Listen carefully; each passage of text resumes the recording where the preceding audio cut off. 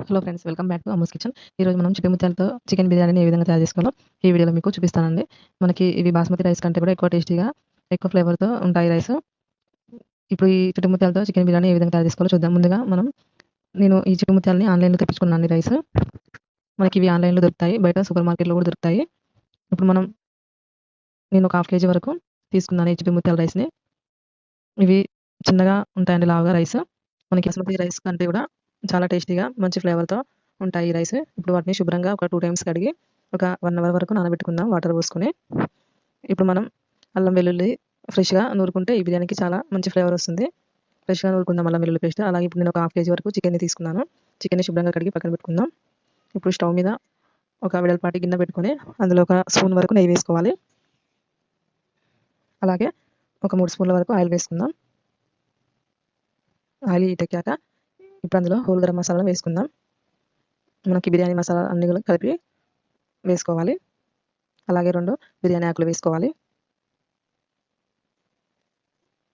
వేసుకొని ఒకసారి కలుపుకుందాం. అలాగే ఒక పెద్ద సైజు ఉల్లిగడ్డ పొడుగ్గా కట్ చేసుకొని వేసుకోవాలి. ఈ ఉల్లిగడ్డ ముక్కలు బ్రౌన్ కలర్ వచ్చేంత వరకు వేయించుకోవాలి. అలాగే ఒక 5, 6 జీడిపప్పు పలుకులు కూడా వేసుకుందాం. ఉల్లిగడ్డలు బ్రౌన్ కలర్ వచ్చేంత వరకు వేయించుకోవాలి. ఇప్పుడు అందులో టేస్ట్‌కి సరిపడా సాల్ట్ వేసుకోవాలి. అలాగే ఒక హాఫ్ స్పూన్ పసుపు, 2 స్పూన్ల కారం, 1 స్పూన్ ధనియాల పొడి, ఒక హాఫ్ స్పూన్ గరం మసాలా వేసుకొని వీటన్నిటిని బాగా కలుపుకోవాలి. మంట లో ఫ్లేమ్‌లో పెట్టుకోవాలి. అలాగే కొంచెం పుదీనా తరుగు, కొత్తిమీర తరుగు వేసుకొని కలుపుకోవాలి. లో ఫ్లేమ్‌లో ఉంచుకొని వేయించుకోవాలి, లేకుంటే మాడిపోతాయండి మసాలాలన్నీ. అలాగే ఒక కప్పు పెరుగు కూడా వేసుకొని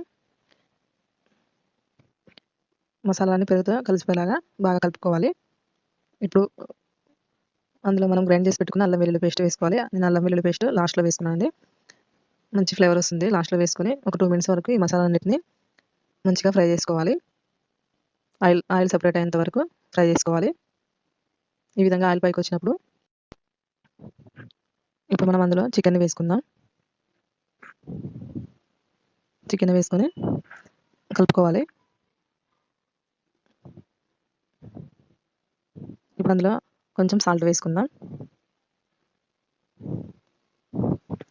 సాల్ట్ వేసుకొని ఒకసారి కలుపుకొని మూత పెట్టుకొని మంట మీడియం ఫ్లేమ్‌లో ఉంచుకొని ఒక 5 మినిట్స్ వరకు మనం చికెన్‌ని ఉడికించుకుందాం.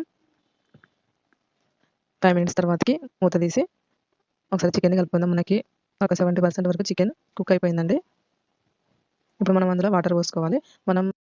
ఇప్పుడు అందులో వాటర్ పోసుకుందాం. మనం ఏ కప్పుతో అయితే బియ్యం తీసుకున్నామో దానికి 3 వాటర్ పోసుకోవాలి.